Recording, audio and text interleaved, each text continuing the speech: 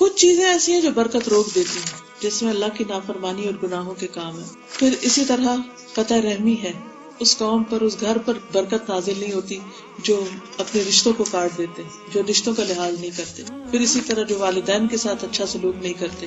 پھر جو جھوٹی قسمیں کھائیں سودا کرتے وقت، اس میں برکت نہیں ہوتی. پھر اسی طرح نکمی چیزوں کا صدقہ، ردی مال اللہ کے راستے میں دینا، اس سے پھر نہیں مال آگے بڑھتا.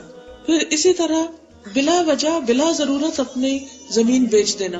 حدیث میں آتا ہے جو شخص گھر یا غیر منقولہ جائیداد، پلاٹ وغیرہ کو بیچ دے اور اس کی قیمت اس جیسی جگہ پر خرچ نہ کرے تو وہ اس لائق ہے کہ اس میں برکت نہ ہو. یعنی مثلا ایک آپ کا گھر تھا اور آپ نے اسے بیچ کے پیسہ بینک میں ڈال دیا، بینک میں رکھ دی، یا دوبارہ نہیں انویسٹ کیا تو بھی برکت نہیں ہو. یعنی اگر آپ نے کوئی ایسی چیز بیچی ہے تو پھر کیا کریں، اس طرح کی کوئی اور چیز خریدیں، یعنی بزنس کریں یا پھر اس پیسے کو کسی بہتر استعمال میں لائیں تاکہ برکت ہو.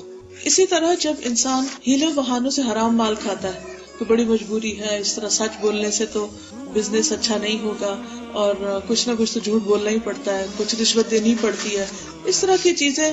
ٹھیک ہے ہمارے معاشرے میں بہت خرابیاں ہیں، لیکن پھر بھی انسان چھوٹی چھوٹی باتوں میں اللہ کی نافرمانی شروع کر دے تو اس سے بھی برکت اٹھ جاتی اور خرابیاں پیدا ہو جاتی ہیں. پھر اسی طرح دنیا کی حرص اور طمع رکھنا، مال کی زکوٰۃ ادا نہ کرنا.